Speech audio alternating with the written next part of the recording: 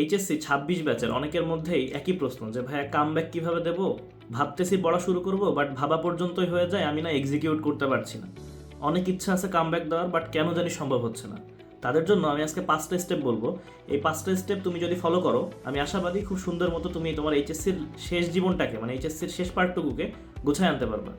So চলে যাচ্ছি সরাসরি স্টেপগুলোতে। প্রথম স্টেপ হচ্ছে ভাইয়া, ভোরে ঘুম থেকে ওঠার অভ্যাস করো। স্পেশালি যারা 7টা থেকে 9টার মধ্যে ঘুম থেকে ওঠো, তারা তাদের ঘুম থেকে ওঠার সময়টাকে আরও 2-3 ঘন্টা পিছাও। দেখো, তুমি যখন 9টার সময় ঘুম থেকে ওঠো, তুমি ঘুম থেকে উঠে কি দেখো?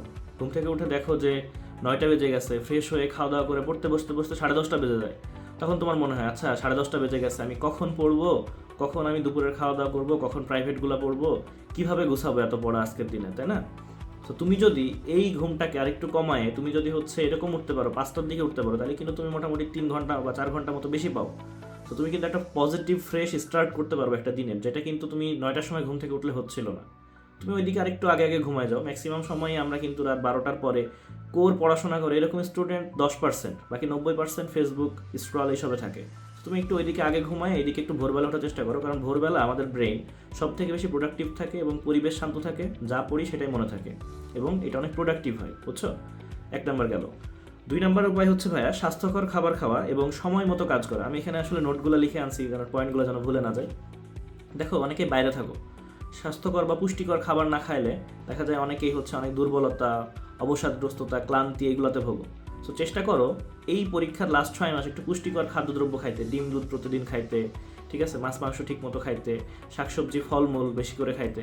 তাহলে তোমার হচ্ছে পুষ্টির কোনো অভাব থাকবে না, তুমি এনার্জেটিক ফিল করবা। খাবার দাবার ভালো পড়লে তুমি পড়াশোনাও ভালো করতে পারবা, পড়াশোনা এনার্জি পাবা, পড়াশোনার গ্রোথ আসবে, ঠিক আছে? এবং পাশাপাশি নিয়ম মেনটেন করা। যেমন মনে করো আজকে তুমি গোসল করলা দুপুর 12টায়, কালকে মন চাইলো বিকাল 5টায়, পরের দিন আবার সকাল 10টায়, এরকম না করে প্রতিদিন একটা নির্দিষ্ট টাইমে গোসল করা, নির্দিষ্ট একটা টাইমে ঘুমাতে যাওয়া, নির্দিষ্ট টাইমে ঘুম থেকে ওঠা, এটা তোমাকে আরও বেশি প্রোডাক্টিভ হতে হেল্প করবে। নাম্বার 3 হচ্ছে ভাইয়া, নিয়মিত শরীর চর্চা বা হাঁটাহাঁটি করা। দেখো, ফেসবুকে রিলস দেখে তুমি ঘন্টার পর ঘন্টা পার করো, ইউটিউবে ভিডিও দেখে তুমি একটা সময় পার করো, বাংলাদেশের খেলা দেখো, বিভিন্ন দেশের খেলা দেখো, এগুলো দেখো, কোনো সমস্যা নাই, তোমার যদি মনে হয় দিন একটা নির্দিষ্ট সময় করো। বাট এর থেকে গুরুত্বপূর্ণ তোমার হচ্ছে এখন আসলে ফিজিক্যাল ফিটনেস। প্রতিদিন যদি একটু হাঁটাহাঁটি করো, প্রতিদিন যদি হচ্ছে একটু শরীর চর্চা করো, একটু ক্রিকেট খেলো, বা যদি মনে হয় আধা ঘন্টা একটু ব্যাডমিন্টন খেলো। সো এইগুলো অবশ্যই নিজের যেন হচ্ছে একদম পরীক্ষার 1 মাস আগে যেন এগুলো করে কেউ যেন অ্যাক্সিডেন্টে হাত পা মানে দুর্ঘটনার মধ্যে পড়ে যেন আবার এগুলো আমাকে বললো না যে ভাই আপনি বলছিলেন। আমি বলতেছি এখনকার কথা, একটু হাঁটাহাঁটি করো, একটু এক্সারসাইজ করো, যেন তুমি ফিজিক্যালি ফিট থাকো। এটা তোমাকে সন্ধ্যার পরে যে পড়ার সেশনটাকে অনেক বেশি বুস্ট করবে, ওকে? সো এটা হচ্ছে আরেকটা টিপস। এবং সর্বশেষে হচ্ছে ভাইয়া, নিজের কমফোর্ট জোন থেকে বের হও। দেখো, মন চাইলো তাই ফেসবুক চালাইলাম, মন চাইলো আজকে আর না পড়ে বন্ধুদের সাথে আড্ডা দিলাম, মন চাইলো আজকে একটা মুভি দেখলাম, মন চাইলো নাটক দেখলাম, এই মন চাইলো এটা করে ফেললাম, এই জায়গা থেকে ভাইয়া বের হও। কারণ তোমার মন অনেক কিছুই চাবে, আমাদের কমফোর্ট জোনে রাখার জন্য আমাদের শরীর অনেক কিছুই চাই। খাওয়ার পরে ঘুমাইতে মন চায়, ঠিক আছে, টিভি দেখতে মন চাই, ফোন চালাইতে মন চাই। এখন সব মন চাও তুমি যদি পূরণ করতে চাও, তাহলে কিন্তু ভাই তুমি তোমার লক্ষ্যে আগাইতে পারবে না, কারণ তোমার সিলেবাস বাকি আছে, তোমার কামব্যাক দিতে হবে, বাস্তবতায় আসো। সব মন চাওয়া পূরণ করতে গেলে সিলেবাসটা শেষ হবে না, ঠিক আছে? সো এই জিনিসগুলো স্যাক্রিফাইস করে নিজের কমফোর্ট জোন থেকে বের হও। আর সর্বশেষ কথা হচ্ছে ভাইয়া, প্ল্যান বানাও। তোমার হাতে এখনও মোটামুটি, যেহেতু এপ্রিল মাসের 1 তারিখের আগে কোনো রকম সম্ভাবনা এসএসসি হওয়ার, সো এসএসসি যদি এপ্রিলের 1 তারিখে শুরু হয়, জুন মাসের আগে এইচএসসি হওয়ার সম্ভাবনা খুবই ক্ষীণ।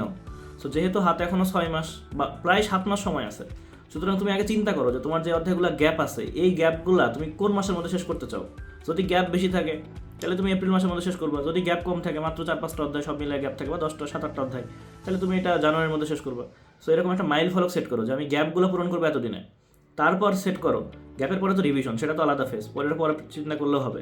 তারপরে ঠিক করো যে এই গ্যাপগুলো পূরণ করার ক্ষেত্রে আমি প্রথমে কোন অধ্যায়গুলো ফিল আপ করবো, ইম্পর্টেন্ট অধ্যায়গুলোকে আগে বেছে নাও। সো ডিসেম্বর মাসের মধ্যে আমি এই 8টা অধ্যায়ের গ্যাপ ফিল আপ করবো, বা এই 10টা অধ্যায়ের গ্যাপ ফিল আপ করবো। সো এই 10টা অধ্যায় তুমি 4টা সপ্তাহে ভাগ করে নাও, যে এই সপ্তাহে 2টা, এই সপ্তাহে 3টা, এই সপ্তাহে 2টা, এভাবে আমি 10টা অধ্যায় ফিল আপ করবো। এবার যে তুমি 4টা ভাগে ভাগ করলে, এবার এই সপ্তাহে যেই 2টা অধ্যায় তুমি শেষ করবা, এই 2টা অধ্যায় তুমি কোথা থেকে ক্লাস করবা, ইউটিউবে হোক বা অন্য জায়গায় হোক, সেই জায়গাটা ফিক্স করে নাও। তারপরে তুমি আসলে প্ল্যান করো যে আজকে কয়টা ক্লাস করবা, কালকে কয়টা করবা, এইভাবে 1 সপ্তাহ প্ল্যান করো। সম্পূর্ণ রোড ম্যাপ যখন সাজায় ফেলবা, তখন তুমি 1 সপ্তাহের যে প্ল্যানটা করবা যে আজকে আমি এই অধ্যায়ের এই লেকচারগুলো রেকর্ডেড দেখবো এবং আমি গ্যাপগুলো ফিল আপ করবো, কালকে এইগুলো দেখবো, কালকে এইগুলো, নেক্সট 1 সপ্তাহের মধ্যে আমার 2টা অধ্যায় শেষ হয়ে যাবে।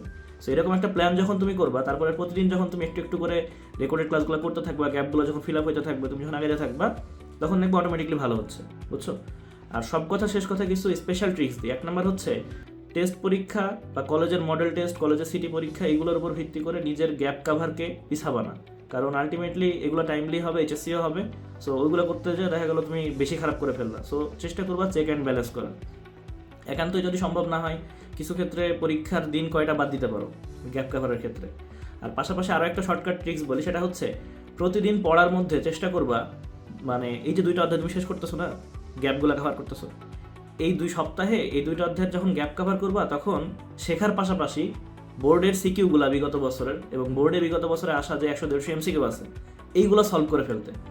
তার পাশাপাশি যে অধ্যায় তুমি আগে পারো, অর্থাৎ তোমার গ্যাপ নাই, এরকম আরও 4টা অধ্যায় প্রতি সপ্তাহে রিভিশন নিতে।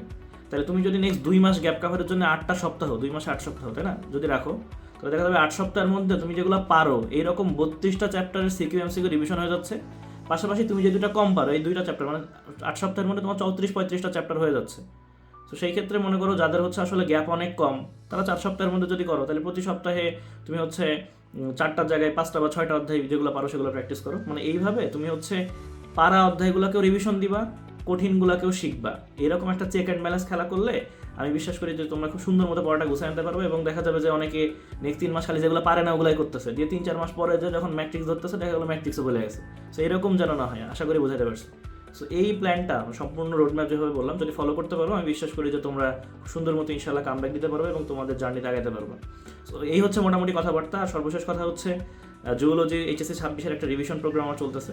তোমরা যারা আমার সাথে যুক্ত আসছো চাইলে যুক্ত হয়ে যেতে পারো, যারা যুক্ত নাই যুক্ত হয়ে যেতে পারো, যারা যুক্ত আছে আমরা খুব সুন্দর মতো ইনশাল্লাহ আগাবো। তোমাদের ক্ষেত্রে অ্যাটলিস্ট বায়োলজিটা আমি যেভাবে পড়াবো এভাবে যদি পড়তে পারো ইনশাল্লাহ খুব ভালো মতো প্রিপারেশন হয়ে যাবে। ধন্যবাদ সবাইকে, আসসালামু আলাইকুম, আল্লাহ হাফেজ।